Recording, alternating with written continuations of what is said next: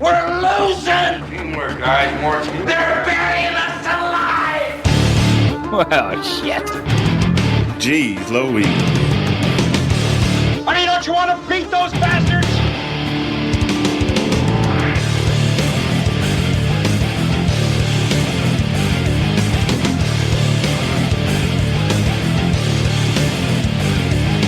In my book, we're gonna be winners.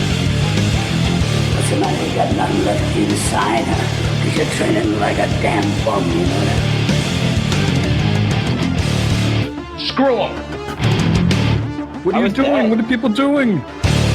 Is this early access to? Hey, let me tell you something, bro. Get out there now and do the best you can. And welcome everybody to episode 1 of the Bad Fodder Figures podcast. We're officially kicking this bad boy off. Couldn't be more excited to be podcasting with my buddies. So let's get them right into the show. Let's welcome Devious Mr. Matt. You complete me. Thank you, Matt. I told you he was going to have to Google for that. All right, Matt, welcome to episode 1. I know you're very excited to be here tonight. I'm extremely excited. You had a good day today? The Bengals won? Barely. That was the ugliest game in a long time there. God dang, man. They playing the Colts, who are 2-5. They should have rolled over them, and they almost lost that damn game. If it wasn't for Carlos Dunlap getting that pick six there in the fourth quarter, the Bengals would have lost that. Very ugly game. Very not satisfying at all. Gotcha. All right, that laughter you heard earlier was Jeremy, Runer 2. What are you drinking tonight, Jeremy? What's up, Dad? Oh, I'm water, but I do have a hipster beer on standby. Okay. I'm trying a new beer tonight, Jeremy. I am drinking a Maple Red by Sam Adams. I'm going to take a swig of this one right now. I bet you it tastes like tree bark. There's all sorts of leaves on the front of this one. They're not even hiding it anymore. It's like, yeah, man, this shit, we just raked your yard and put it in a bottle. Oh, wretched. Wretched. Oh, no. Oh, no. Man, you're going to have to carry on. Mike's streak is over. It's been a while since you had one where you couldn't drink like that. Holy cow. I knew that was going to be a terrible beer. The title, bro. Maple Red. Rich and complex with maple sweetness. Yeah. Oh my God. And then we have a glove box, Eric, live from the perp room, right? You're at the interrogation room? Yes, sir. What is up, fellas? What happened to your skins today? What happened? Well, I mean, they're not as bad as the Bengals, but they're trying to get there, I guess. Oh, thank God you're talking about football. I thought you were talking about something else for a second. Hockey. Now, they I don't know. Who knows, man? What's going on with them, man? So everybody's hurt, though. It doesn't really matter because it's Mario week, and we're going to get to that in just a little bit, Eric. Oh, my goodness. I want to make Jeremy really welcome here for episode 1, and I want to have some quick dad talk. Eric, this might not apply to you because your kids aren't that young anymore, but I am suffering right now from what I call PMF. That's not S, F. This is parental meeting fatigue. Mm-hmm. So we have curriculum night, ice cream social, IEP, Halloween this, that, and the other thing. You know, when I was a kid, we just went to fucking school. What is all this ass grabbing? When did this start? Yeah. Wait a minute. You'll slowly start to see that you grew out of that. Like, I got one kid in school now. I don't even care if he goes to school now. I could care less. he's 18, bro. I don't care. So, you know, I wake up sometimes and he's home. I'm like, okay, that's cool. I don't care. As long as you graduate, I don't care. Yeah. Now, Matt and Jeremy, are you guys finding yourself? Now, first of all, I want to back up. I don't go to a lot of these things because, frankly, I'm working, so the wife has to go to a lot of them. But I do have to take like 3 hours off of work this coming Friday for like a meeting at his school because it's like smack dab like in the middle of the sort of my shift. So But Matt and Jeremy, you guys get a lot of that right now with your youngsters? Usually my wife goes to all those things during the day and that, because just the way the school hours are and everything and how things work out with her and her schedule, it's easier to go to those. But like at night, there's not much that goes on at night. I mean, we got parent-teacher conferences, but we don't go to PTA meetings or anything like that. We go to some sporting events here and there, like a basketball game or a football game or something like that. But no extra stuff. They don't have any of the, like the ice cream socials and stuff like that going on. So my son, who goes to daycare at the second half of the day, they had like a curriculum night the other night from like 6:30 to 7:30. And that's my lunch break. I have to pick him up, bring him home, and then get the other kids fed and stuff like that. So I wasn't hanging around for that. But Jeremy, do you go to a lot of those things? No, I'm pretty much in the same boat as Matt, especially with my wife, because both our wives work night shift, so they're usually ones to do that stuff during the day. And my wife even goes and volunteers at my kids' school, so I think a lot of that stuff she gets to bypass because she's, on first name basis with the teachers and the principal and stuff like that already. So I think we get to avoid a lot of that stuff. We did have the parent teacher conferences, but I only got the two kids, and you've got that third. So anything you got is going to be already more than what we have. Yeah, the parent-teachers conference is not a big thing for me because that's what I had when I was a kid, right? Right. But just all this other stuff. Jeez Louise. Jeez Louise. I know. What does curriculum night entail? They go over what they're going to be studying, I guess. Right, the daycare is like preschool and stuff like that. So they have I'm just spitballing here because I didn't go to it, but I'm assuming they said, hey, these are the things we're going to go over during the year because, it is October. The school year just kind of started about a month or so ago, a month and a half. So they couldn't. That's like a in-person syllabus. They couldn't send home a piece of paper that says, "Hey, we're going to learn this, that, and the other thing." I don't know. Some of these parents are really into this shit too. So it's not like people like me. I think there's people that are chomping at the bit for that type of interaction. Yeah. Not really. I know some of the like sports parents are big on going to a lot of extra stuff because they want, hopefully it like gets their kid ahead in the sports, get their kid gets picked first to play or something like that, Yeah. I don't know. I'm just suffering from a little fatigue from that. Even though I don't go, I'm just suffering from all the notices that come home and, $40 for this, $10 for that. It's like, now see, we get a lot of that crap where it's for field trips and they want money for some fundraiser or some bull crap like that. It's like, really? Come on. What gets me is when you got to pay the $200 for sports for each sport. Yeah, the insurance. That's cheap. The insurance and stuff like that. Yeah, it's like $750 here for like hockey and football. I'm sure it's pretty high. Yeah. I don't know about your kids, but I usually get these notices at 10 minutes before he's getting on the bus. Oh, by the way, here. Can you write me a check for this? I need you to sign this. Can you sign this? Yeah. I'm not the only one there. Yeah. So as I'm shuttling my kids around during the week, guys, because it is October, and let me take another swig of this maple red. Oh, yeah, sure. Make yourself worse. Like it's gonna get better. Did you just get so your throat pungent. looked at? My throat is not feeling good today either, so this is really helping. Smart. So as I am driving my kids around through the neighborhood, I'm noticing a lot of people with inflatable Halloween decorations on their front lawn. Yes. And this has become an epidemic, gentlemen. I don't know when this happened. I don't remember as a kid. Halloween, certainly people had decorations on their house, whether it was lights. There was always the one or two neighbors that always had something over the top, whether it was, gravestones in the front yard. Some people even had coffins.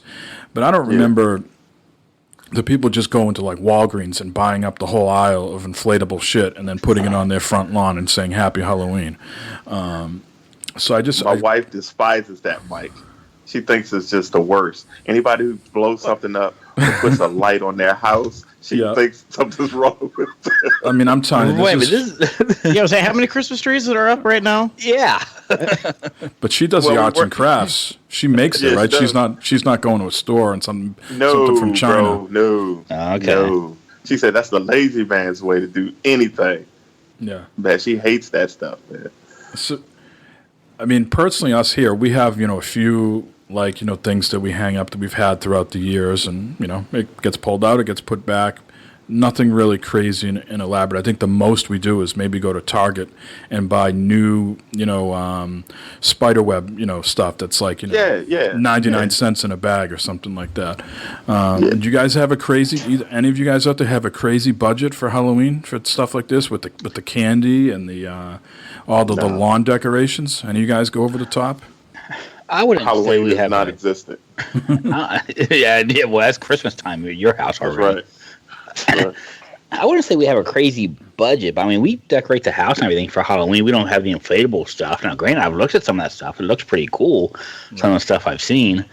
But it's like, yes, we don't have that. We do the normal, the pumpkins. We carve pumpkins. We got them out there, and we've got we've got a light pole in front of our house, so we've got it wrapped around in orange and black lights for Halloween. Sure, yeah. That's nice. A couple, ghosts hanging in the tree, shit like that. But candy now, I do spend a little bit of money on candy because I like to give out the good stuff. Yeah, surprising, right? It's the mixed bag of like the Reese cups, Kit Kats, and little Hershey bars. Is it full size stuff or the? Oh, come on. Who are you talking to? Let's not go that far. Yeah, what was I thinking, Mike? What was I thinking? Well, he keeps those. He buys those. He just keeps those in the garage next to the 720p. There's a little shelf in there. My initial thought was that he'd be giving out pennies. I'm like, oh shit, no, that's actual money.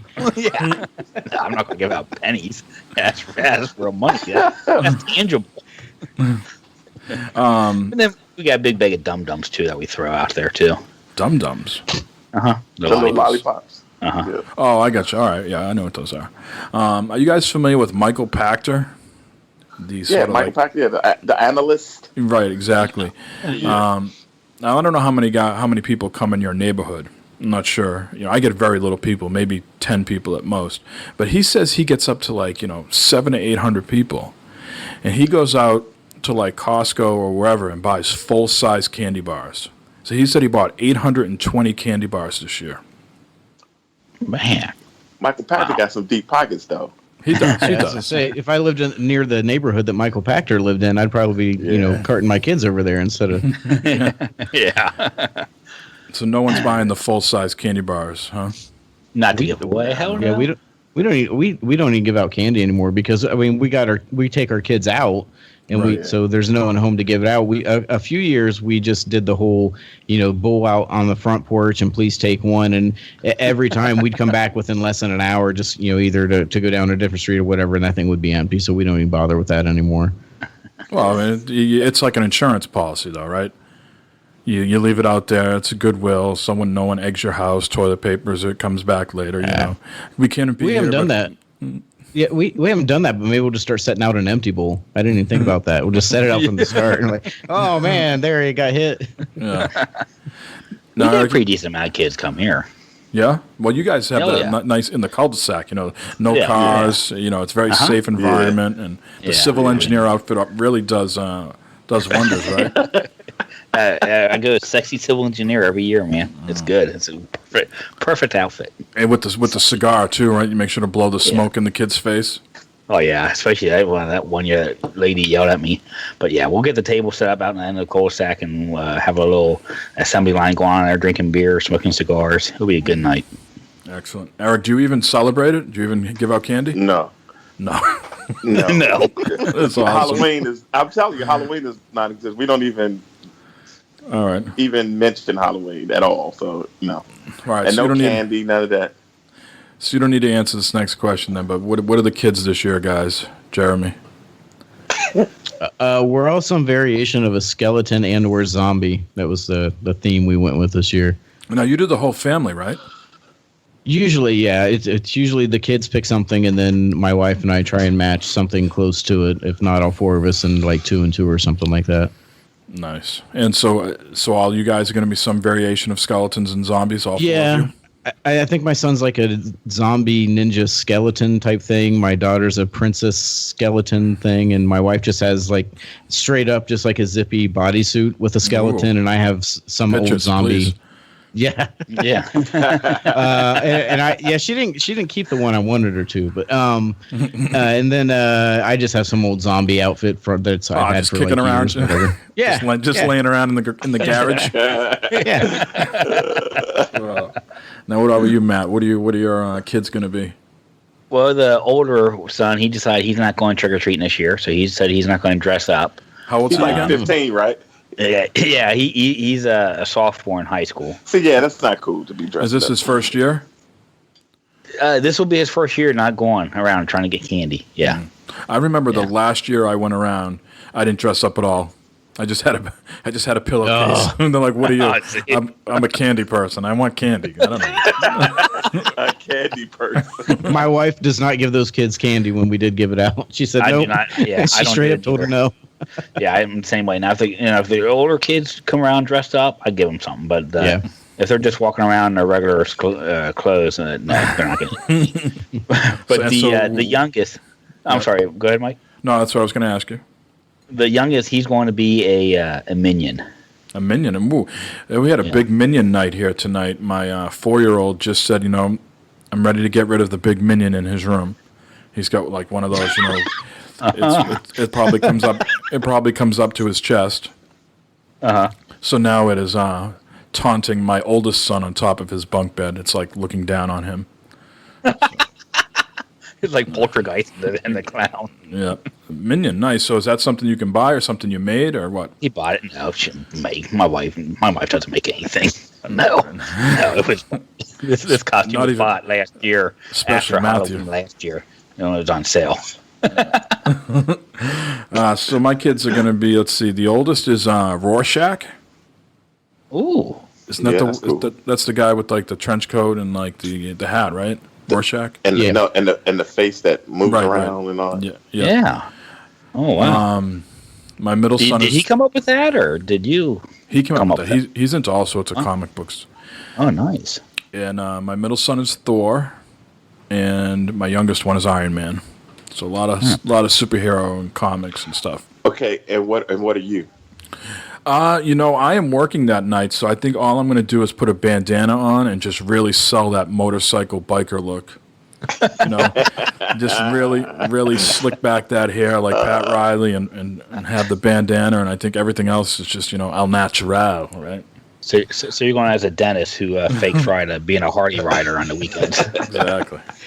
I think they have those T-shirts you could get that says if you can read this, the bitch fell off. You can get one of those, and that'll low budget kind of just no muss or fast anything like that. Just T-shirt go. I was thinking pants were optional. Hey. Got to be comfortable in my own house. I think my wife's going to. No wonder you're going to get 10 kids at your house. I think my wife's going to be Khaleesi, Game of Thrones. Ooh. Oh, that's cool. Man, we can do some role playing. Man, Mike, you good, bro? Yeah. Oh, now, man. This is very important. She going to be Khaleesi after the fire Khaleesi, or like Khaleesi, later on? I haven't seen what she's ordered yet. At? Yeah, I know what you're getting at. I'll get back to you later tonight.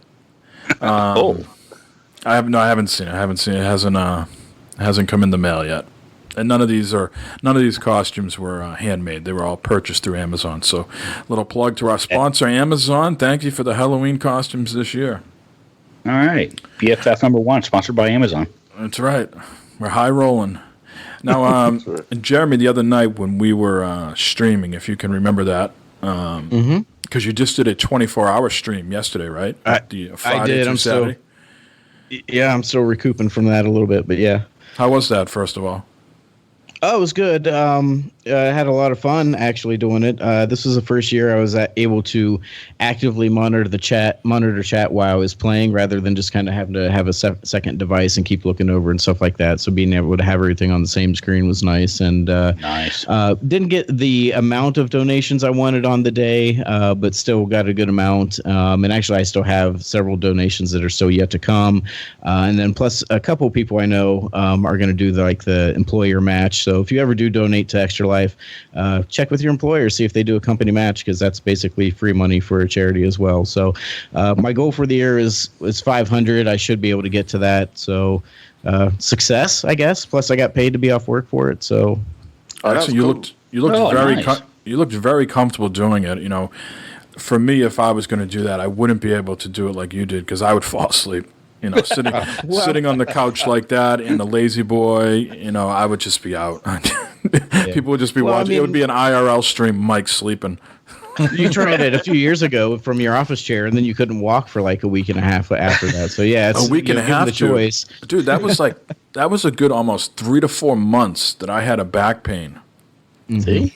It was no joke. I remember the job I'm working at now. I remember going out to California like a week or two after that for the week of training I had to do, and I was in so much pain from that fucking extra life. Unbelievable.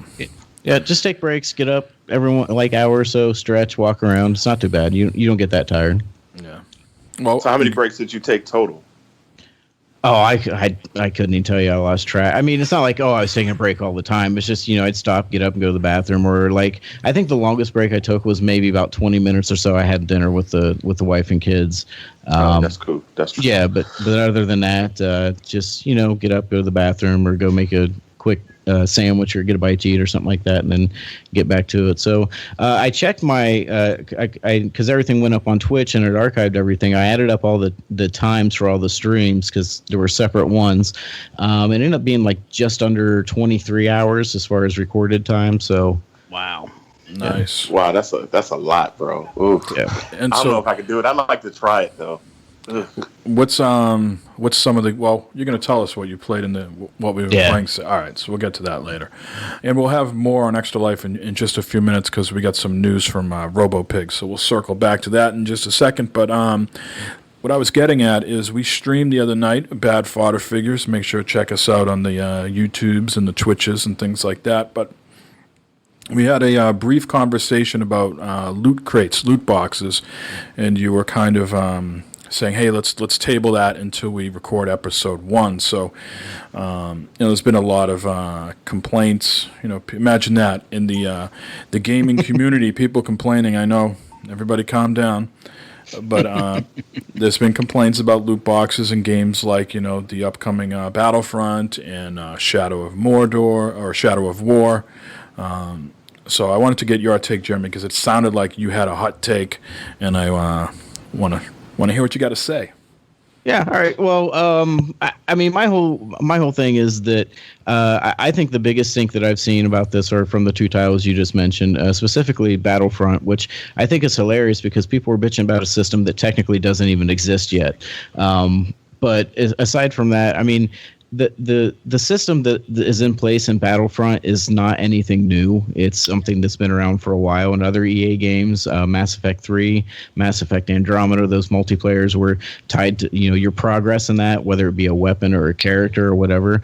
That was all tied to a loot box, and those loot boxes could be bought with either real game money, in-game money, or real money currency.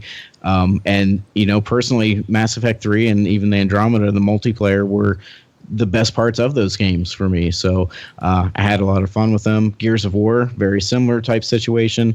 Now, mostly with Gears of War, that's all cosmetic stuff. But still, I mean, people are acting like loot boxes just came out of nowhere and that these are big atrocities and how in the world would game devs do this to us. But they've been around. And I guess the other thing that I just wanted to point out is, if you don't want... First of all, if you don't want to support a game because of loot boxes, don't buy it. That's the best way to speak with your wallet in that case. But it's an alternative to basically in a game like, let's just use Battlefront, keep talking about that. The four of us don't have a lot of time to sit there and grind out Battlefront and be one of those guys who play it, 10 hours a day to get everything unlocked to prestige or whatever it is that you do in that game or any other similar game like COD or whatever. We don't have that time. And if you tie all those unlocks to just sitting down and playing it, there's parts of that game that we are never, ever going to see. So what's the alternative? Either random chance with loot boxes, or you do what they've done in the past with stuff like Battlefield, where you pay $5, $10 to unlock everything as the time saver. So people didn't like that either, but it was still something you could do. So this is just an alternative to that, I think. And I really don't think it's the processes do all the negativity that's getting. Right. I guess, for me, if it interferes with multiplayer, right? If someone's going to get a leg up on me, that's when it's a little, unsettling. And I know, hey, they forked the money over, so they have the right to do that. But you would like to think that everything would be on an even playing field, but it's not. And as we sort of relayed on that conversation, that Blizzard has people like psychologists on staff, and they had come up with these algorithms to like pitch, stuff to you as you progress through the game to sort of incentivize you to keep buying this. If you've lost a couple matches, maybe this certain item will pop up that you can buy.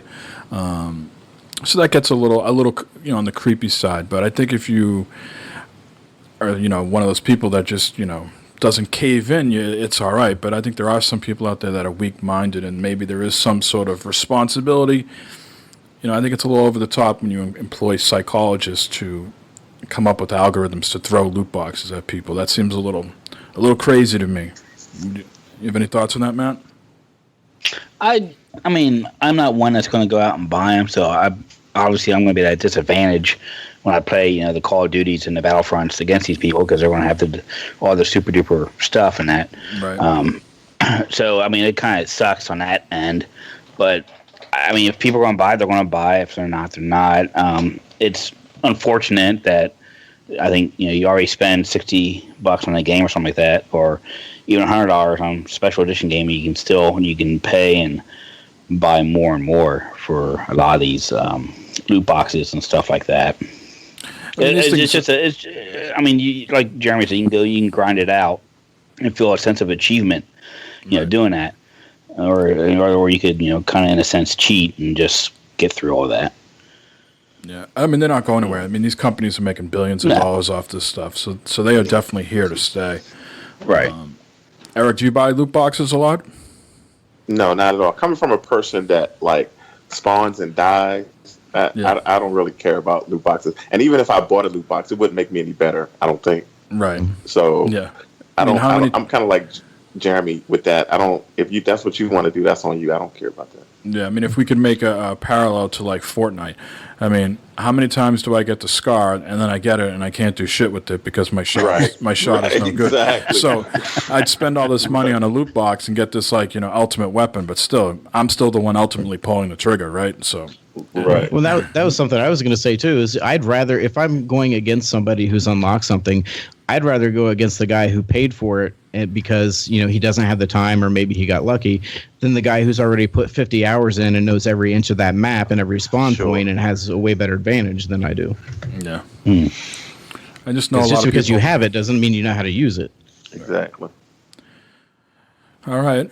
Well, let's get into some more extra life stuff here. This is a message from RoboPig. He's saying that the big day is this coming Saturday, November 4th.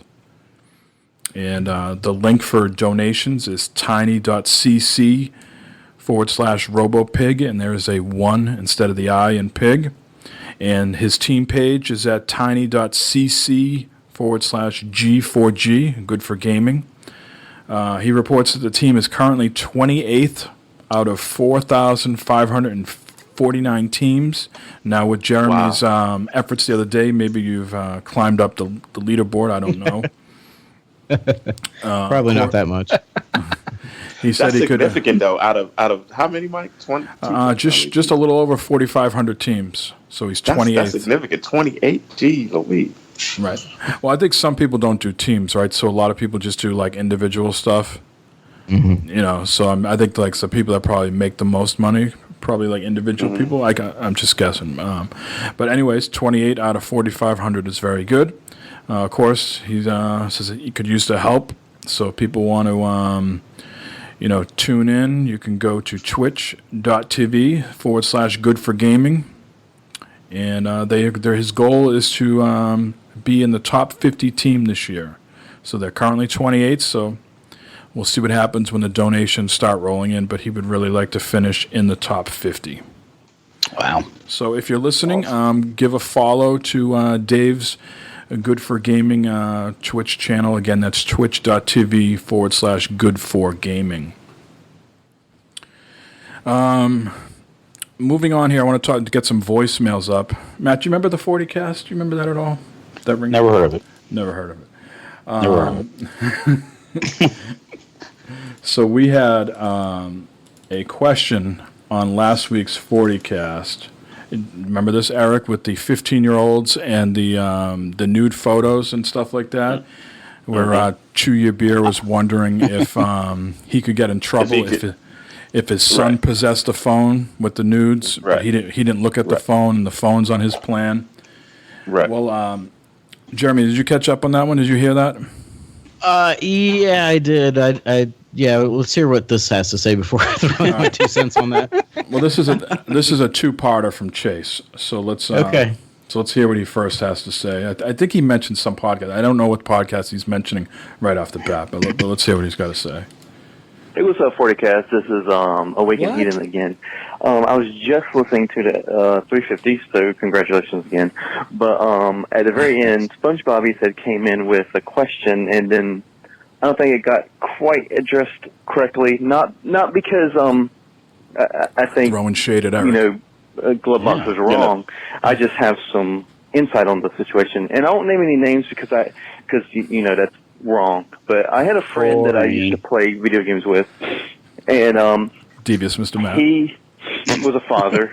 Well, is a father, and his daughter had did what SpongeBob is worried about his son is having girls his age, because a 15-year-old isn't going to want to look at a 30-year-old. They're going to want to look at girls. He sounds very nervous. Are you talking about himself? Well, anyway, his daughter, and a boy in her class was sexting pictures back and forth. Well, somehow that surfaced or whatnot. Both of the kids, I don't know, I haven't talked to him in some years, but both of the kids at the time when we were playing, he was having this big court battle thing, but both of the kids were getting charged with possession of child pornography. Yes. And it was like this big thing. And I haven't talked to him in a while, but I do know that is a thing. And I'm not sure how that was settled because, that was Battlefield 3 days. So, but yeah, it is a concern. I mean, it does suck because, if you remember back in the days, we were doing similar stuff back in the day with, girls our age and stuff, but now that it's become in the social sphere, it's weird. Like things not to get naked different. to his wedding night. I mean, just look at YouTube. Copyright. Everything is different because it's just how the internet is working nowadays. I mean, things that people get away with on copyright on YouTube, you couldn't have got away with in the 90s. You know what I mean? So it's just a thing. So it is something to think about, and he should probably go toward, just get a little bit more educated on, I guess speak to a lawyer or something, because I don't trust lawyers. But I just thought I'd let him know that it is a concern, and charges can happen. All right, sorry for the long-windedness and whatnot. So, but later, guys. All right. So that's part one. Let me say something on that. Hold on before you play part two. Let me say something on that. Okay. First of all, each state is different, and the age of consent is different in a lot of different states. That's one. Number two, SpongeBob was asked about if he would get in trouble. No, he wouldn't, because, like I said, it's possession at that time. And I'll disagree with you, because if your child does something as a minor, you can be in trouble for it. But like I said, which is true. But like I said, his father cannot be a pedophile because his son has a picture of a naked girl that's the same age as him. Right. So there could be other punishments, right? Right. Well, let me swing this around, because you're talking about possession of the actual cell phone. So I assume you mean possession of the device that has the picture. I know I can go online and see my text and picture messages to the cellular account that's tied to my name. Right. I understand that, but at the same time, bottom line, you tell your kid not to do it. But at the same time, if this was I'm just speaking federally, because like I said, every state is different. they're not going to charge the dad because the son's looking at naked pictures of his girlfriend. I'm gonna tell you that for a fact. I think if that was the case, you would hear a lot more fucking people being brought up on pedophile charges. Exactly. Because that shit's got to go down all the time on people that got and phones it does that aren't go theirs. down, and that's what I'm telling you. I'm telling you, it does go down all the time, and I've seen that. And the dad did not get in trouble for that. I think there could be situations where maybe the dad gets caught looking at it, right? Yeah, right. Yeah, that happens too. Stuff like that, like they dig a little deeper and they say, "Well, dad hasn't done anything because he doesn't mind looking at his son's girlfriend naked." Right. Now, Jeremy, your kids are way too young to have phones, right? They don't have phones. Oh, yeah, they're gonna have phones when they're 23, I think. Okay. And Matt, do any of your kids have phones? Yeah, my oldest has a phone. And has any of those types of discussions gone on, or you're like, good for you, if you can get some nudies, more power to you? I have not had this discussion with him. I honestly do not know what goes on with his phone, which is probably makes me a bad parent. Right. But I really don't know. I don't think he is a very, very shy person. I don't see this happening with him. I could be wrong, but I don't know. And Same thing with my son. Yeah. All right, well, let's hear part 2 here. Maybe he's a little lucid and not so nervous on this one. Let's see. Did he call the right show this time? I have no idea. I haven't listened to it. What's up, guys? It's Awakened Heathen again. This is a kind of a part 2 of last voicemail. But yeah, I just talked to my friend, again, keeping it on the down low. But anyway, they didn't get into like serious trouble, like felonies, all that kind of stuff. But they did have to take these mandatory classes on anti-sexting, and then her phone, which was a brand new iPhone at the time, which was 2013, around there. Battlefield 3, but anyway, the loves that Battlefield 3. Yeah, he does. taken away, and she never saw it again. You know what I mean? So she lost a brand new iPhone and everything. So like I said before, it is a thing. So just tell them not to do that. So anyway, see you later. So I guarantee you, the dad did not get in any trouble, or the mom. Right. So he's getting this question mixed up a little bit, which is fine. The question was, is Robert going to get in trouble if his kid has nudes? He won't. Right. And the kids could have repercussions. Definitely, they could have something that could go on. Like not brought up on pedophile charges, child pornography, but going through some sort of awareness class, like he just mentioned. Right. All right. Well, I'm glad we tied up all those loose ends from the 40 cast. Jesus, like an albatross around our neck, Matt. Can't you keep your fucking callers on your own show? I don't know what the hell is wrong with that show. That show was a mess. Stupid show. Speaking of, and the only reason I'm gonna clear this up. The only reason I spoke on that is because I had a case like that, and this kid was showing all his other buddies pictures of his naked girlfriend. Not supposed to kiss and tell, doesn't people know that? Yeah, exactly. They were 16, right? And he was showing all his buddies. Now it was his dad's phone and his dad's account, and that's how I know, because you go off of case law. What was happening in the past? Nobody got in trouble. They just told the kid stop doing it. That's basically the end result. Yeah, I'm sure there's situations where people were like, he said, she said stuff. Oh, my dad was looking at it, and that's how it found out. And then the dad starts getting brought up on charges, right? Yes. All right. Well, let's leave that shit on the 40 cast. Christ. Yeah, right. I don't think I've ever heard this guy before. Speaking of old podcasts, let's see what this gentleman has to say. Hey, what up, fellas? Corey Atwood here. Just want to compliment you on your first episode, and 3-part question. Number 1, I want to hear your thoughts on Super Mario Odyssey, which you probably already talked about, and the Switch library right now. Number 2, what are your guys' thoughts on Battlefront 2? Are you going to buy it? And if so, what platform are you going to buy it for? Because I want to know what platform I should buy it for, so we can have some fun.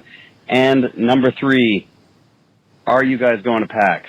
please come to PAX. I need someone to drink with and talk about video games with, because when I do it alone, it's just kind of sad. So, are you guys going to PAX? What And days creepy. are you going if you go? And if not, we got to do some sort of meetup again, because that shit was a lot of fun. All right, later. All right. Let's start with the easy stuff first. Jeremy and Matt, I assume you're not going to PAX? Yeah. No, there's people there. Yeah. There's a lot of people There's there. people there. Now, Eric, did you have a good experience being an enforcer? I did, and I'm going to do it again. And I'm All going to right. come to PAX and hang out with Cap Mike. All right, so that's one for Eric. I'm going to try myself to make it. I am out of the loop if tickets have gone on sale. I don't know if I'm going to go that route or try to get a pass or whatever like I've done in years before. So I am hoping to go. It is 4 days this time. This is a new PAX thing. I think they're trying to compete with the 4 days at PAX West. I do not think about that I'm going to go for 4 days. So at least, Friday, Saturday, Sunday or something like that, because I work Thursday, Friday, and Saturday. So, All I know is it's freaking cold up there at that time, man. well, it's going to be in April now. Okay. Every other year they switch between March and April, so it's going to be Oh, late. so it'll be 3 degrees warmer. Yeah, the snow should all be melted mostly by then. Sidewalks should be clear. What else did he say there? Battlefront 2. So the three of us are playing on PS4, and we all have it pre-ordered, or at least me and Jeremy do. Yeah, I do not have it pre-ordered. I'm going to wait for y'all to get it and tell me if it's good or not. All right. And Matt, I do not have it pre-ordered yet, but I do remember playing a lot of games of Battlefront 1 with Corey, and that was a lot of fun those nights. Mm-hmm. So, all right. So it's the PS4 is what we're buying it on, because Jeremy, you have it PS4. pre-ordered, right? yes. Yeah, so me and Jeremy already have it pre-ordered. So PS4 is where we're going to be playing that. And what was he saying here? Super Mario Odyssey we're going to get to in just a little bit, so hang tight for that answer. And I had something under the Switch news that we can discuss now. It's just really amazed with the strong 6 to 8 month launch window that the system has had. Sort of bookended by the Zelda getting a 10 out of 10 and Mario Odyssey getting a 10 out of 10. Do you guys? Maybe these games don't appeal to you, to Matt and Jeremy. I don't know, so I don't want to speak for you guys. But I'm trying to wrap my head around. Has there been a stronger console release in recent memory? I mean, because they also have ARMS, they have Mario Rabbids, they have Mario Kart, Splatoon 2. These are just basically first party games or games using their Mario properties. And then they have all that, the Nindy stuff that's on there now, strong indie selection as well. I mean, I guess I throw it out to Jeremy and Matt here. You guys don't own the Switch. So the more and more these games are coming out and getting good scores, are you more enticed to pick one up down the line? yeah, I mean, I see the Zelda and Mario, and they both look absolutely amazing. Excuse me. And you don't hear people all the time, say system seller. But I tell you what, the past few days on my Twitter timeline, I have seen a whole lot of people with a new Switch console and that Mario Odyssey game. So I would say it's definitely a system seller, this new Mario game. And my kids are definitely interested in wanting to get it. Mm-hmm. And Jeremy, what are your thoughts on the, I'd say the launch window here, these titles that have come out in 6 to 8 months, and any sort of desire to own one of these? No, I mean, it's going to sound like I'm poo-pooing on it. I'm really not. It's just I still haven't seen what, like Matt said, the system seller for me yet. I haven't really seen anything about Mario yet. I haven't looked into that. But, I mean, as far as Zelda goes, I mean, I have a Wii U. Technically, I could play it on that if I wanted to. Mario Kart, again, that's a slightly upgraded version of the one I already have. So, dropping $300 plus another $60 on it, you're looking at a buy-in price of just at least $360, give or take, to play a game at this point. Splatoon, I never got into. Is it a strong lineup? Absolutely. Is it the lineup that interests me, or is going above and beyond what I already have or what I want to? Not really. And I mean, again, I've already got a PC that can handle, current games. I've got the Xbox One. I've got the PS4. I don't have the time to get something else and throw it on the pile as well. So, not to say I'm not convinced yet, but it's still not. It doesn't have enough for me yet. Now, careful how you answer this, because we do have a Mario enthusiast in the room, and I don't know if you're aware of that. So just be careful how you answer here. But I've heard stories. Yeah, I've seen the pictures. Yeah.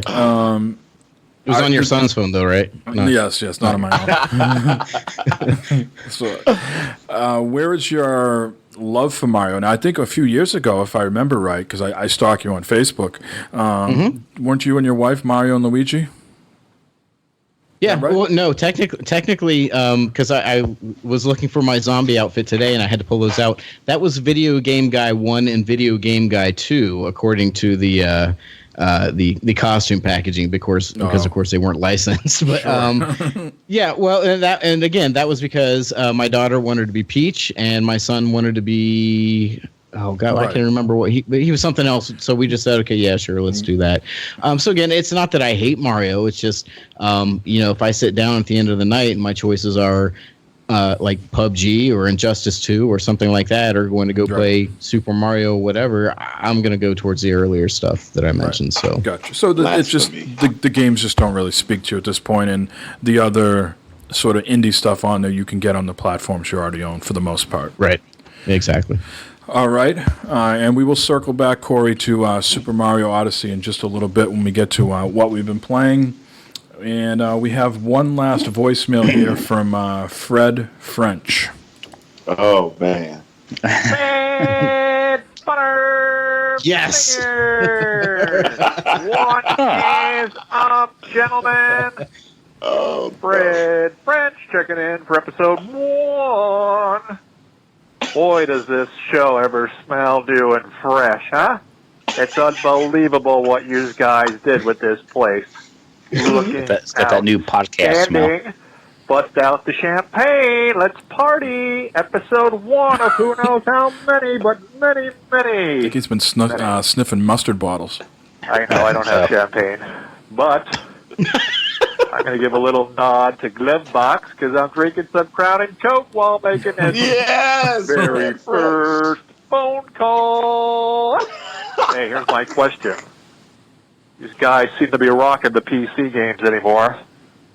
Do you think at any time in the future the consoles might just go away and you go strictly PC?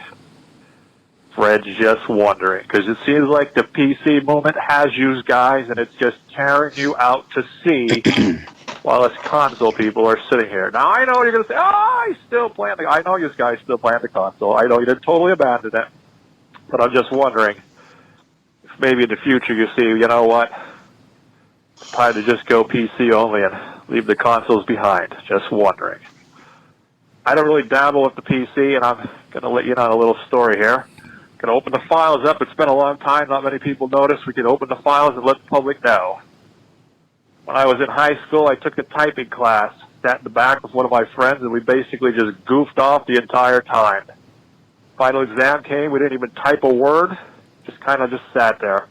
I gave it a shot. Don't say, "Oh, Fred, you gave up." No, I tried typing. It just wasn't going. And now I still type like a caveman. So the keyboard kind of scares me with the PC.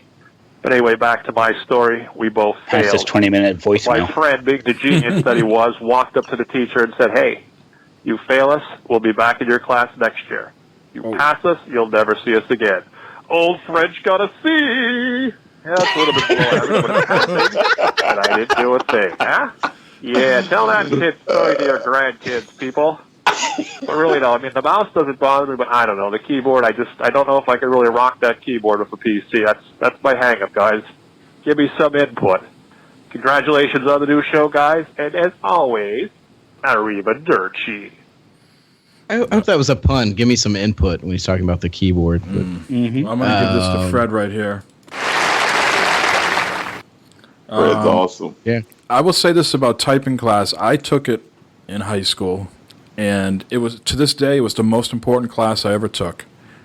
I excelled at it. I knew where home row was, whatever they called that. That's what they call it, home row. And, That's it. I am a fucking fabulous typer. Me too. I can type without looking at the keyboard. And Absolutely. I'm probably 99.9% accurate, too. So it was a very important class for me in high school. And I remember distinctively this nun. I went to a Catholic high school, and she was the career counselor or guidance counselor, whatever they call those people. And she was like, you're too smart. Why are you taking this? You can learn typing on your own.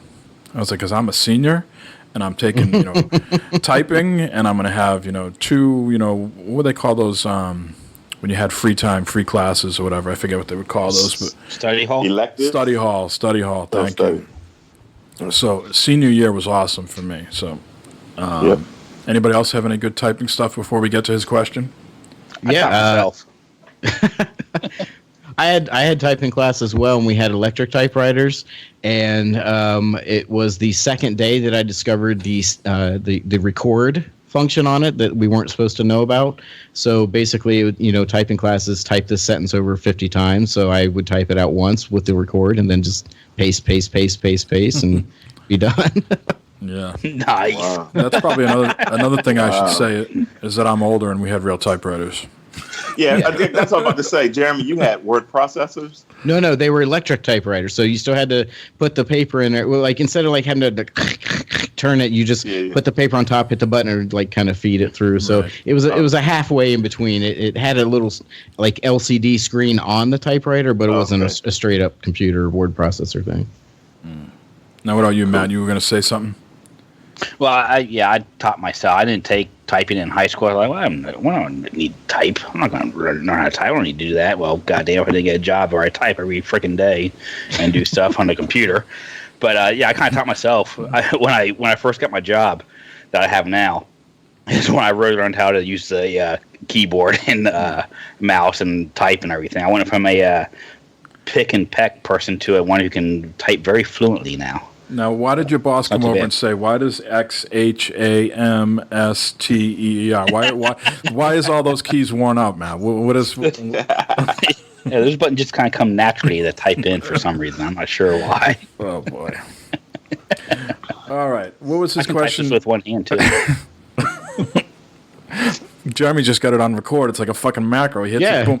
No, Jeremy's got it on his Stream Deck. He's got Pornhub built in as a button. Boom, he's there. I wonder if I can do that with my Logitech keyboard with these memory buttons. Just put in one of these memory buttons. You can. Ooh. Matt's evening is planned. Yeah, I know what I'm doing after this. Where was he? So he was going to... This sort of feeds into Mark's question that we have here on the planner from Team Chaos Theory. So let's see. Fred French said, is consoles ever going to go away and we're just going to have PCs? So let's tackle that first. I think, Jeremy, you probably have some strong feelings on that, especially with how well Xbox and Microsoft is doing with their Windows platform, Windows 10 and gaming. So you want to tackle that first? Sure. Well, as far as Fred, the keyboard in typing is not really an issue if you're going to be on a PC for gaming. So other than WAS and D, you're really not going to be doing legit typing or anything like that. And there's ways around that. So don't let that scare you. But yeah, I mean, as long as there's still games that I can only get on a console that I actually want to play, then yeah, I'll still have a console. But with Microsoft, which it's a double-edged sword for them because I like the fact that I can get their exclusives on my PC now, but then that gives me less and less reason to turn on my Xbox. So, because if I can get it on the system that looks better and sometimes even cheaper depending on the game and everything, why wouldn't I go on that if I can still play with the same people and everything? Don't you think PCs are never going to completely win because the entry point is too high? I don't think so because I see both of them kind of merging somewhat almost because these consoles are not getting cheaper, right? Right. No, and even with that, I mean the initial cost on a mid-range PC is not that much more than a $500 Xbox One X, and over time, I mean, so you got your Xbox One. Let's just say Joe Blow's never had a video game console. He goes in, buys an Xbox One X. Well, the four of us know that thing's pretty much useless without Live. So there's another $50 or $60. He's going to have to get a game. There's another $50 or $60. So right out of the gate, he's up $620. Whereas if you get on a PC, you load that up. You've got free to play games all over the place. You've got Blizzard, which has half of their games are free to play. Right. You got ridiculous sales on Steam and everything else. That the initial cost might be more, but the long-term cost, I guarantee you, of PC gaming is cheaper than console. We're assuming that the person who's buying a console already has a TV. We're assuming the person that's buying a PC doesn't already have a monitor, so they're going to have to buy monitor, keyboard, mouse aren't that. You can get a keyboard mouse for the same price as an Xbox controller. You can get a combo, right? $60. You think you can get it? Even $30, yeah. Right. What it's going to come down to, though, is are you happy playing on a PC that can only run some of the games, right?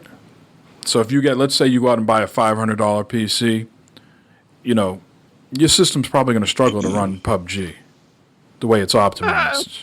It may be PUBG, but you look at any game that's been 5 years or older, or the past 5 years, you're going to be able to play those on low or medium.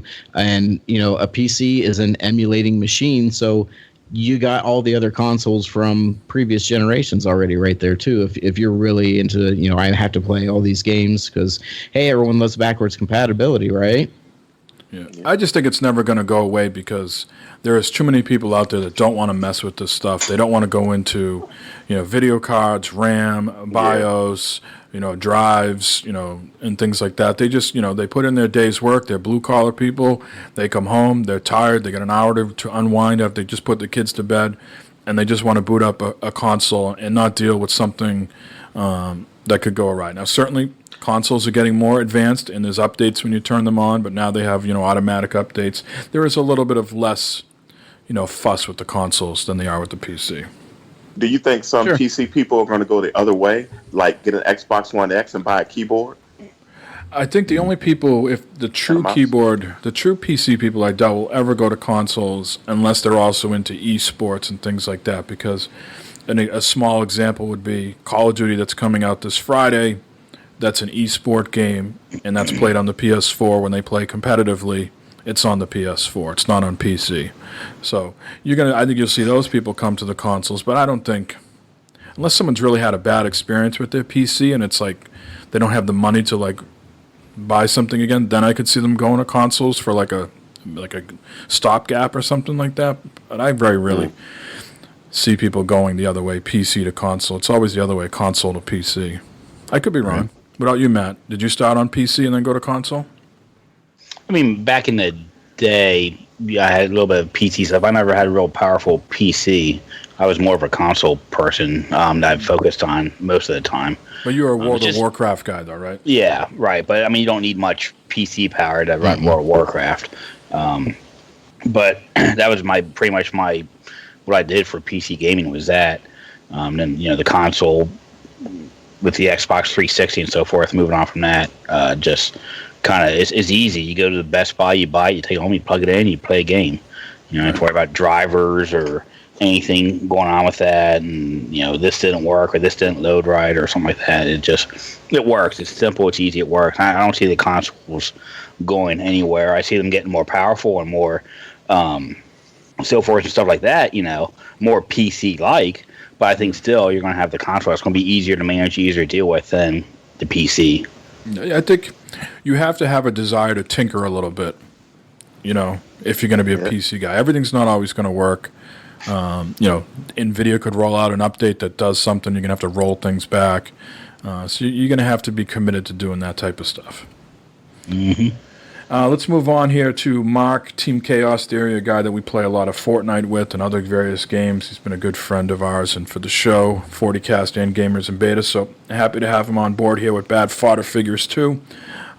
His question is around, with digital becoming the norm over physical games, do you think the incentive for big box stores to carry consoles will dwindle? The manufacturers, Sony, Microsoft, and Nintendo, generally sell the console at a minimal profit or even at a loss and get the stores to not mark up the consoles too high. They make most of their money on games, so basically less physical games in the wild, less profit for retailers. How will they react in the future or next gen, even? Anybody have an answer to this? I think that the digital, although it is very nice, it is convenient. I go digital most of the time, but I think with the internet caps and stuff coming up and people watching the gigabytes, I think that might dwindle somewhat, a little bit. I don't think physical is going to go away. There's still those old guys out there that love that physical copy, that they actually own something, they have it. And I don't see like Best Buy or anyone stop selling consoles because of it, because that's where people are going to go to buy them. Or they might go to Amazon or online or something like that to pick stuff up. But if they don't like going out like you, Mike, or something like that. It's sort of like the post office. Didn't you hear for years? Once these old people, these gray hairs die off, the post office is going to go away, and all these millennials and people our age are going to be going online to do all their mail, and there'll be no need for a post office. Mm-hmm. I feel the same way here, that they're never going to go away, because I think I've mentioned this before on other shows I've been on. We're like on the cutting edge of gaming news, right? We follow it, we enjoy it. But there's 99% of the people don't follow along. They're casual gamers. So they don't know that a lot of these games you can download, or they're download only, so they are always going to the stores and buying stuff. I would say a majority of gamers, are going to stores and buying stuff, at least in my opinion. I don't know how many times I go into GameStop and people are buying there, and to me it feels like they would struggle to put one foot in front of the other and breathe at the same time, let alone freaking trying to buy a game online. All right. I don't know. I think it's with the PlayStation Store, and I'm sure on Xbox, the game store there, whatever they have, it's easy to go to that, click the buy, download, and boom, you have the game downloading to your system. Mm. Now, Jeremy, don't you think there's people out there too that don't do anything online? They don't buy Gold, they don't buy PS Plus, they just buy the system and buy their single player games, and they're happy with that. So they don't even go to do any of these downloads, right? Yeah, I mean, those people exist, but I think they're fewer and fewer as time goes on. And I guess maybe devil's advocate, sure, okay, so let's keep the games in the store, but let's not have the disc with the case and the what's the metal case that they give out now for pre-order incentives, steel books. Yeah, let's not do that. Let's because I've gone in and you can get a card, like a little cardboard card that has a little scratch off code on the back. So let that be your if you have to have something in the stores, let it be that, especially for skipping ahead a little bit, for something that's an online only game. Why do you need that physical disc? So, yeah, that triggered some sort of good conversation on Twitter. This is a story that will piggyback off right now, is that PUBG is going to have a physical release for their console, or at least they're in the early stages of talking about that. It hasn't been 100% confirmed. So you'll be able to go into your Target, your Best Buy, GameStop, and there will be a physical copy of PUBG, PlayerUnknown's Battlegrounds, on the store shelf. And Jeremy, you had some thoughts, like, why does this exist? Do you want to expand upon that? Yeah, I mean, and it's not necessarily that I don't want to see that in physical form. I could care less. I mean, I already own it. I highly doubt that I'll get it on Xbox when I already have it on PC. But to me, it's it's not us. It's the mom going in to get the kid for the game for Christmas or whatever, or the guy who's, man, I've heard a lot of my coworkers talking about this game. I'm going to buy it. Who might be that other guy who doesn't have the download stuff, maybe doesn't even have a good internet connection to play something like that, and he's going to go in, he's going to see it, he's going to pick it up. I have a hard time believing that they're going to have it plastered really big on the box. First of all, online only, you had to have internet to play this game. And secondly, hey, this is still an early access. So I think it's a combination of it. It's an early access game and it's required online that really makes me wonder, like, why does the physical version exist for a consumer, other than to be, like Matt said, hey, I like to have something in my hand and hold it. And then, like you mentioned, for retailers, well, we got to get people in the stores because we can only put so many copies of Forza and Cuphead on these shelves before Cuphead's not even physical, right? Well, so there you go. I mean, I don't know, but like, what else are they going to have on their shelves for an Xbox right now? Yeah, well, they're going to have this holiday. Third-party stuff. When I first heard the story, I thought it was going to be one of those like limited run games or something like that. Was going to do a because there are people that like to have the stuff on their shelf, and that would make perfect sense, right? Right. But I think you probably wouldn't see a physical version of PUBG if there was a Halo game this year and a Gears of War, or if they had their Dragon game ready, or they didn't cancel it, or Crackdown 3 was ready. Like you said, they only have Forza, and all the other stuff is third party. So they're going to need something to, entice people to buy Xbox stuff. And this is a game that has sold over 10 million copies on PC only in early access. It hasn't even come to the consoles, and it's already sold $10 million. They've made something like, I don't know, $3 billion off this game. So this is a huge deal, and I think you'd honestly have to say that Microsoft would be foolish not to do it, right? If it's already made that amount of money just on PC alone, then there's a huge untapped market in the console space for people to buy this, and that's why they're doing it, right? They want to cover all their bases, online and physical. Yeah. Yeah, it's just like I said. I mean, they in my mind, they have to be very explicit about about how that game is going to differ from all the other games that are sitting beside it. Because I think Fortnite is one of the first games I've seen that actually did have a physical release that's still in early access, and it says it on the box, but I don't think it's very explicit about it. Because you mentioned the guy who likes to come home, sit down, and put in something for an hour. They're not expecting to get for lack of a better term, a broken game or an unfinished game. So, and that's what PUBG is. All right, well, we're running long a little bit here, so let's get into what we've been playing. We will go because my list is rather short. Fortnite, been doing a lot of that. Matt and Bibbers and Mark, Team Chaos Theory, and even Maverick has joined in, and DRP from Discord. So all those guys are rotating in and out, and we're having a lot of fun. There was an update. Glovebox was in there too. Yes, you were in there the other day. Yes, sir. Yes, sir. And they just recently rolled out an update, which has caused some server issues, but for the most part, we've been able to play. There is now a store that you can buy skins. There's leaderboards. There's various like Halloween-themed weapons. There's an in-game chat, which we haven't tried out because we're always in party.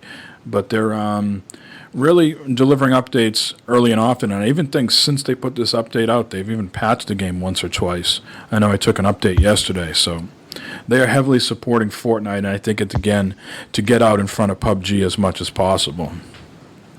I am very, very close to finishing Wolfenstein, the first one, New Order.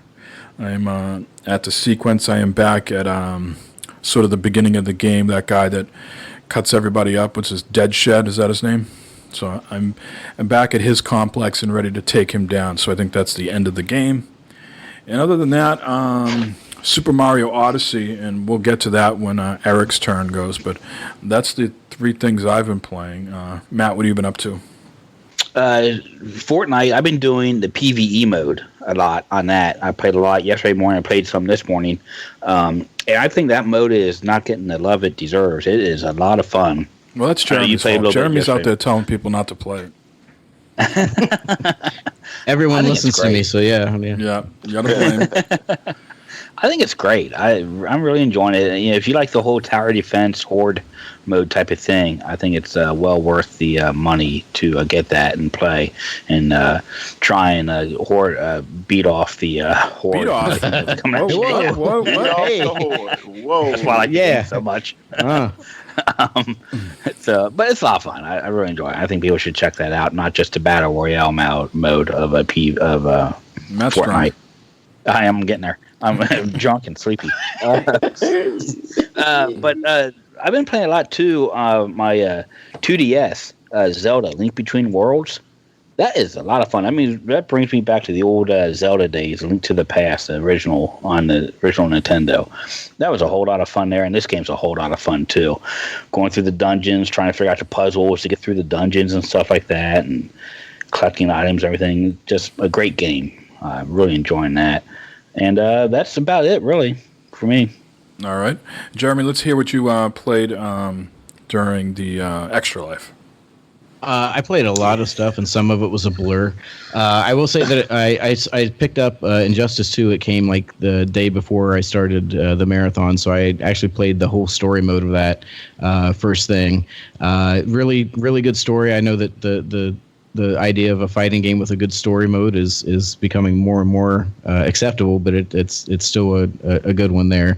And guess what? That game has loot boxes, and it's actually kind of fun. And there's there's incentive to open them up and customize your character and stuff. So loot boxes can be done in a good way and make you want to keep playing the game. Believe it or not, imagine that. Is Superman nuts in this one too? Oh yeah, I mean they did the whole they put, and I don't know if it's because of the movie or just because they're running out of ideas, but the whole game is basically Team Batman versus Team Superman. So it's and I didn't realize until after I beat it is they do the whole okay, now play it again using the alternate choice to see the real ending or secret ending or whatever. So normally I'd be like screw you, but it was a good enough time going around that I think there'll be enough of a change. And like I said, I mean you're still getting loot boxes and everything else from playing it, so I'll go through it again just to see that. But yeah, it ends up being BVS all over again. Now I saw you playing some Hitman. How successful were you at that? Well, I will say more successful than all the other times I tried a Hitman game, but all those I would say maybe 45 minutes total across three different titles, because I cannot get into those. I cannot do them. This I will say I did better at.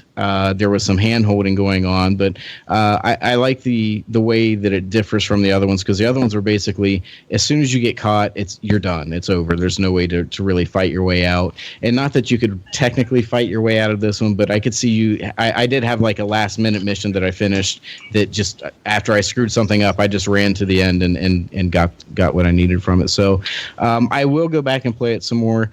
It's just really hard because you're playing a bunch of different games in a long period of time like that. Even just getting used to controls from one game to the next is kind of confusing, and then just trying to learn that after I just learned another game before and then learned another game after. It definitely needs more attention, I think.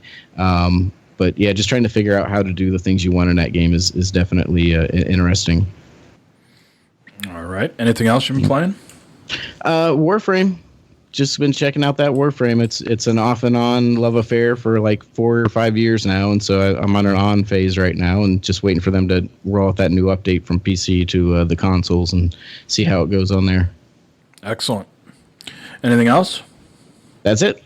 All right, Eric, you're up. Let's hear your impressions. I know you have other games on, but in the interest of time, let's talk Super Mario Odyssey. What's your impressions?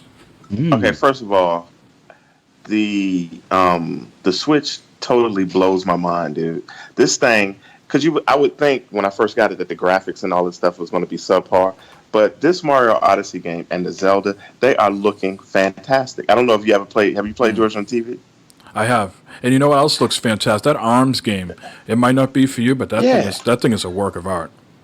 Man, these games look fantastic, and it's hard to say. They always talk about horsepower and all this other stuff with these flops, PlayStation 4 Pro and everything. Yeah, and teraflops and that.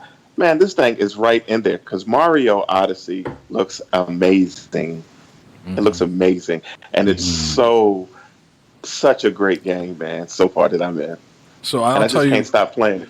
So I'll tell you, I'm in like the third. What do they call these kingdoms? Yeah. So I'm in the first two kingdoms you can do very easily. So I'm in the third one, the sand one. That's as far as I've gotten. I'm in New Donk City right now. I haven't got there yet. So what are your impressions? Does it really open up at some point? Because in the first couple of kingdoms that I've been playing in, where you definitely can go wherever you want, there's still areas that you can't go to. It ropes you off, so to speak. Yes, it's going to open up. Yes. Nice. It's going to open up, and you're going to have a lot more ways. Like, you know how now you have like on some boards like eight of those moons. Right. Yes. Okay, it's going to open up to where you have 15 and 20 that you got to do. I'm just blown away how you're in these worlds, these kingdoms, and then it brings you into levels that are built into the literally the walls of old school Mario. The flat levels, right? Yes, unbelievable. Oh my God, bro, it's so amazing, man. Man, you got to get a Switch, man. I know I'm telling you this, bro. You got to get a Switch. If you like that DS, I Switch do. will take you to another level, man. I do like that DS. And I got to come out. I'm not the biggest Mario guy in the world. I have the Mario Karts. I certainly played the old school Marios, but I'm not going to get a Mario basement. No offense, Eric. But this is a really excellent game so far that I've played, and I think I'm maybe an hour and a half in at most. So I can't wait to see it open up. I'm looking at the scores. Sometimes it's overinflated. They're like 10 out of 10. And some of that is just hype, right? Right. But I think you can believe the hype on this one. It's pretty good, and I've played every Mario game to date, and this one is. You know what it is? It's top of the list. You could just pick it up and play, and you know how to play it. But there's a lot to it. There's a lot of different things that you can do with Mario, but you just know how to play it. Now, I'm not playing it with the Joy-Cons. Me neither. I play it with the Pro Controller, but you can still do stuff with that, like shake it and move it certain ways. Right. I haven't even put it on my TV yet. I've only played it on the handheld thing because the kids and stuff like that. I generally don't game when they're awake, but they were playing their own Roblox today, so I just was out there with them. I had the handheld. But yeah, I can't wait to get it onto the TV. But again, I just think the ease of use to pick it up, it's just very intuitive, and everything just works. You don't feel anything wonky. You're going on these different platforming things that you would do in a Mario game, and the camera's not janky or anything like that. So. And there's not a set path. It's almost like an open world, like a Skyrim type feel to it, where you can go anywhere. Right. You know what I mean? I haven't hit that yet, but you will. So just give me more impressions. Is it something you can't put down? Is it always on the mind? Is it that good for you? Because I said this is gonna ultimately change the game of the year. Results. I think all of that. You're right, and it does. And I think about it constantly, and I do want to play it. And I didn't bring it tonight because I don't. For some reason, I don't want to play it in the handheld mode. Maybe because it's so small and in my eyes. I don't know. I want to play it on my TV. And yes, I can't wait to get. That's the first thing I did yesterday when I got off work. Now, when you fire it up in the basement, in a Mario basement, and you're playing a Mario game, do you feel like you're totally immersed, like you're in the game, like you're playing the game inside the game? Yep. Exactly how I feel. I got the doorbell going off with the underworld music. Yeah, it's the whole thing, bro. Yep. Now I was just blown away. 10 out of 10, Mike. I was just blown away. People are talking about Wolfenstein 2 that just came out, and the first 10 minutes are very gruesome and unbelievable, and how it really sets the tone. Well, I'm not hearing anybody talking about the first 10 minutes of Mario Odyssey, where I could be a T-Rex and blow shit up. That really knocked me on my ass. I could put a Mario hat on a T-Rex with a Mario mustache and just go F shit up. So. And did you see the dinosaur, how he looks? It looks like... it looks like fantastic. It looks like a T-Rex. And I'm wondering, they're doing some kind of jiggery-pokery inside this Switch, man. There's no way these graphics... Jiggery-pokery? I'm telling you, man. And this little you can cartridge... say that. This cartridge, bro, this cartridge is... What are they doing? Come on. What are they doing? The cartridges are supposed to be better than CDs, right? They read them faster, right? So I think cartridges perform better than CDs in general. But you have to play it a little bit on the handheld, Eric, because I know this is going to be like, oh, you're just drinking the Kool-Aid, Mike. But the rumble on the friggin' handheld, like when certain things go across your screen, you feel the rumble go left to right across your handheld. Really? Oh, wow. It is really, really well done. If you're into Rumble. If you're not into Rumble, well, screw you. Right. Okay, I'll do that. But man, anything else on Odyssey? If you don't get it, if you don't have it, get it. And it is a system seller, I think. What you were talking about earlier, it is a system seller. So there's a lot of releases this week, Eric. There was Mario Odyssey, Wolfenstein 2, Assassin's Creed Origins, and Call of Duty's coming out Friday. Are you just playing Mario? You didn't even pick the other ones up because you know you're just going to be fully invested in this? Well, I'm going to get the Wolfenstein because I dig that whole series. I'll probably get that tomorrow, but I won't play it until I finish Mario. The Assassin's Creed I won't play, and the Call of Duty I probably won't play either. All right. And the Xbox One X is out on the 7th. You still have your pre-order? Absolutely. Day one edition. Nice. All right. Matt, you're really looking forward to the Call of Duty this Friday, right? November 3rd? I am. Yeah, I am. It's already been downloaded on my PS4, it looks like. So it should be ready to go sometime this week, whenever they unlock it. I am looking forward to that. I figure Friday night I will be doing some streams of me playing badly at Call of Duty. Nice. Now, Jeremy, you spent all your money on candy bars, so I know you're not buying Odyssey, Wolfenstein 2, Origins, or World War II, right? None of those. True. Yes. Yeah, all your money was spent on candy. The dentist will send you a bill. What can I tell you? Yes. I don't go to Matt's, though. Yeah. No. Yeah.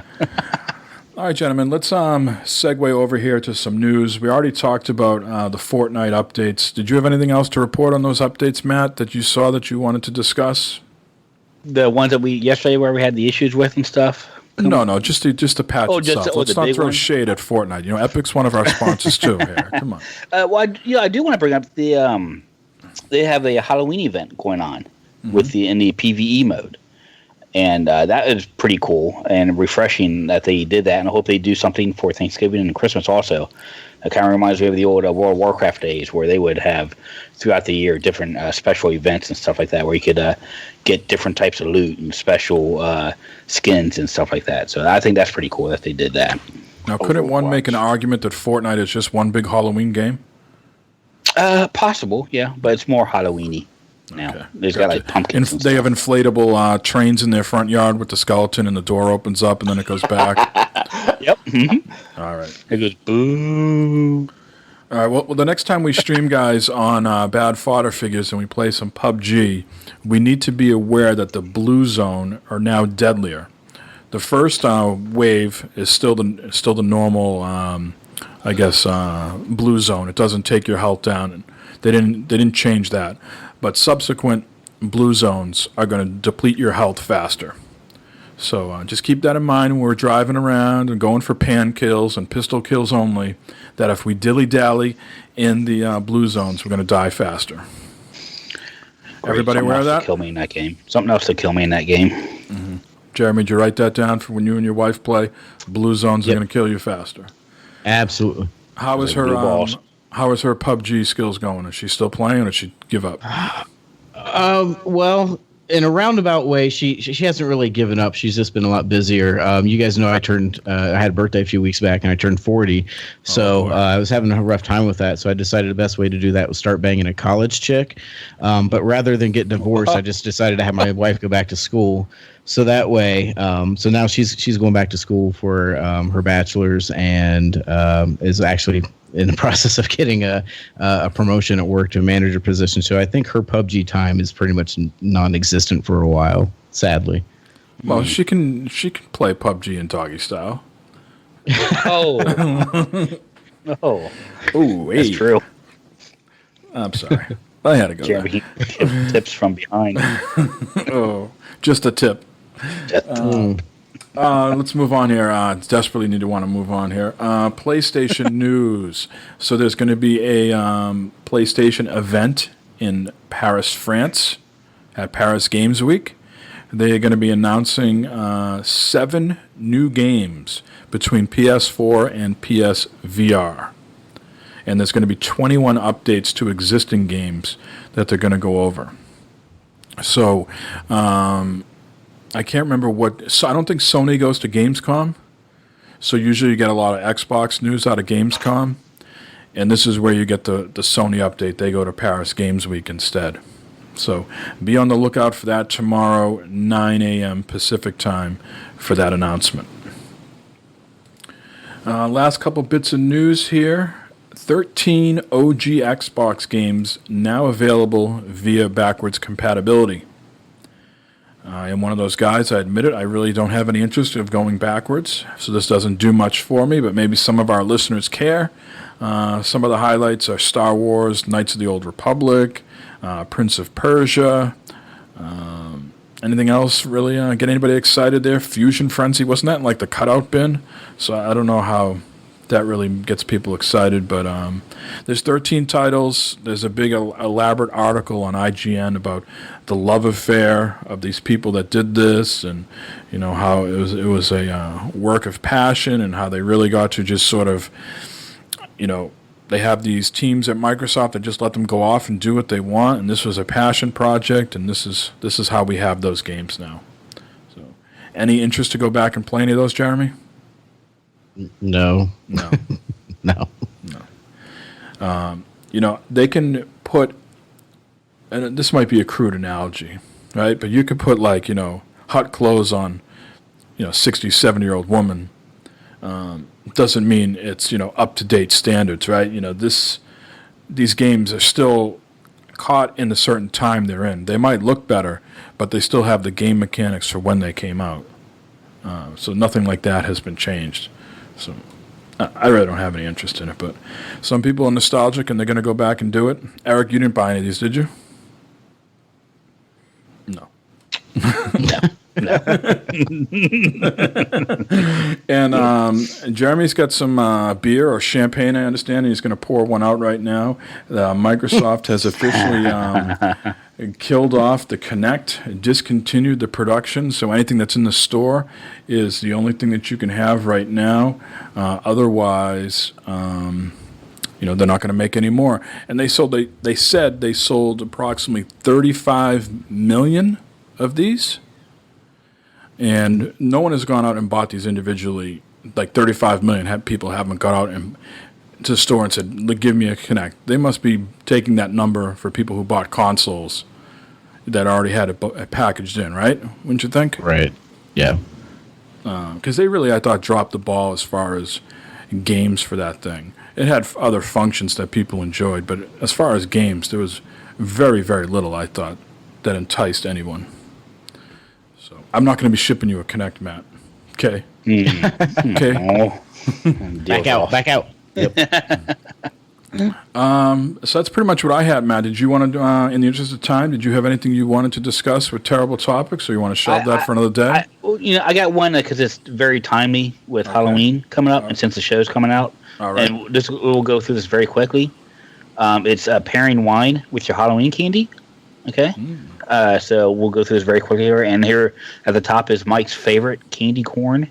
Okay. Oh, Jesus. I've been eating a lot of candy corn today. My wife bought a bag that had the pumpkins in it.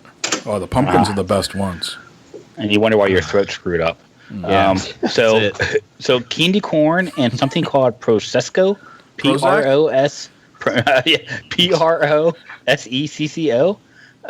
Says how to compete with candy corn's waxy saccharine spirit.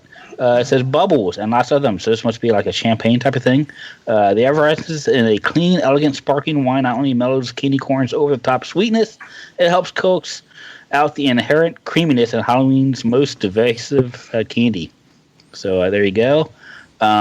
Snickers, which everyone likes a Snickers. It's a great candy bar. Satisfies. It does. It does satisfy. A Syrah, which is a red type of wine. Very good personality there. Good pairing. Butterfinger, okay, goes good well with a Chardonnay. So there you go. Nice little match up there. The Butterfinger is not a popular candy. Like like they make a lot of them, but I don't know a lot of people that like the Butterfinger. I like them every once in a while. I think a lot of people eat Butterfingers.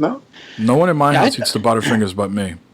It's not my go-to candy bar, but if there's a Butterfinger around, I will eat a Butterfinger. You know, a Butterfinger. A butt or a finger. Yeah, I would not eat the butt. Or the finger that was been in the butt. Yeah, absolutely correct. Let's see here. Nerds. Anyone here like the Nerds? Oh yeah. Yeah. All right. Well, Riesling wine. Riesling wine goes well with Nerds. So try that out, Mike, on Tuesday night as you're trick or treating. Okay, get you a nice bottle. But I snort the Nerds. I don't eat them. Do you? Well, snort the wine afterwards. Snort some Nerds and then snort some wine. See how that goes for you. Oh boy. Anyone here like Starburst? Yes. Yeah. Okay, a nice rosé goes well with Starburst, apparently. Okay. And then Whoppers, which I do not like Whoppers at all. Whoppers. Me neither. I don't like Whoppers either. For some reason, Whoppers give me the poops. I don't know what it is, but I can eat some Whoppers, and I am the poops. About 45 minutes later. It is pure liquid Whoppers coming back out. But Whoppers go well with Pinot Noir, so there you go with that. Almond Joy, which who likes Almond Joy? I'm not sure. I don't like Almond Joy. Yeah, I'm not a big Almond Joy fan. I like coconut, but I just do not like Almond Joy. Sherry, good pairing there. And last but not least, one of the best candies out there, Reese's Peanut Butter Cups. Oh, yeah. Okay. Everyone loves Reese's Peanut Butter Cup. It goes with something called Lambrusco. Lamb? Says here, Lambrusco, some type of wine there. It says, when it comes to great culinary tandems, peanut butter and jelly is up there with salt and pepper. So stick with what works and chase those iconic corrugated cups with jelly's boozy surrogate, Lambrusco. So it must be more like a grape juice type of thing. So there you go. The problem I have with this, they have Mung. Mung on that list, which is the orange or black, just no label or name. That's worse than candy corn, I think. No, none of Denny's favorite barley wine on here? No, I did not see anything that's no barley wine. No, unfortunately. All right, Matt. Well, I appreciate that topic. You know, it does me no good because I don't like wine, but, you know, I appreciate the sentiment. Well, you know, I try to time these things right. I got other topics, but we'll save them for a later date. Matt needs his beauty rest, so we got to wrap this up. Well, guys, I congratulate you all on episode 1, Bad Fodder Figures. I look forward to the journey. And as we've mentioned before, Eric and Jeremy will be on when they can. They lead a lot more exciting lives than Matt and I. So you're going to be stuck with Matt. Go ahead.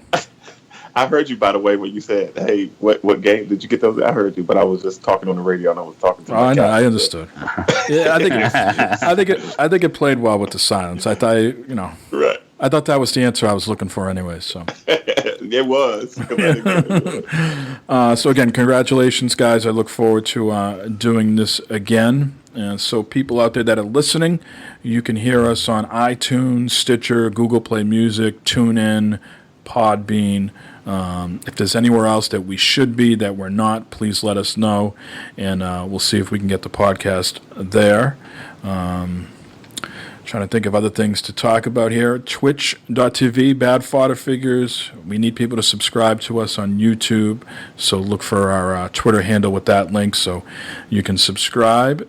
And again, let's talk Extra Life. Go to twitch.tv/G4G. Support the Good for Gaming guys. A lot of people will be doing the streaming November 4th, so go support them. And I want to thank everybody that's already subscribed and downloaded. We hope all you other people that haven't come on board and enjoy these shows because we're going to have fun putting them together. So, Matt, any shout-outs? Go Astros. Did they lose or win? It is tied up 8-8. Wow. This is an amazing game. I have it playing in the background. Amazing game here that's going on. You know that there is a undertones of a juiced ball. Are you aware of this? There is a lot of home runs happening because they have been hitting them left and right tonight also. They say the ball is slicker. My balls usually get... No, never mind. Anything else, Matt? Shout out you guys, and hopefully many, many shows to come. People, leave us reviews, please. iTunes, let us know how we're doing, these first couple shows and that. Yes. While we're talking about that, the first 5 people that leave reviews on iTunes, I will give you something. I don't know what it is yet, but you will get some sort of prize. The first, and none of you guys on the show are qualified, all right? Give him Matt's Xbox. Cheap pass. First 5 people to leave a review. Yeah. Okay? Yeah, and we'll listen to feedback, even though I guess on Twitter it seems like we're giving them backhanded comments that we won't, but we will. So, and we'll go from there. All right. Jeremy, how about yourself? Well, first we have to get this out of the way. Because we can't have a BFF without Matt screaming. Oh, that's scary. Fucking scared me. Yeah, happy Halloween. No, that's about it. Thanks to you guys for allowing me to join in on this. Like I mentioned earlier about my wife, but that's yet another reason on top of our already busy schedule with her working nights and all that. Why I probably won't be able to make every single show, but I will make every attempt that I can when family life allows. So appreciate it. Yes, indeed. Eric, how's things over there? Everybody under control? Man, everybody's great. And I appreciate you guys letting me be on, too. With all this crime going on, not really nothing's happening, but I'm just sitting here. But yeah, man, love this show, and I can't wait for at least 500 more. At least. That's me and Matt look at each other going, nah, that's not happening. Well, yeah, I mean, if we add up all the shows that we've done before between Gamers and Beta, the Heads Getting Grounded, and 40cast, we have like 1,000 shows. So, hey. Your Hall of Famers over there. Yeah, absolutely. Y'all on some Joe Rogan status over there. Look at you. So the last thing, if people that want to talk to us during the week on Discord, I've created one of those fancy tiny URL things. So you can go to tiny.cc/BFFS. And if you want to leave us voicemails, 508-659-BFFS. And just like my old show, I am terrible giving out that number during this segment, so I'm going to rely on Matt and others to remind me to give out the number. So that's your homework, Matt. Okay. All right. So that's it, guys. Episode 1. Look for this in your local podcast app soon. Sure. Yay.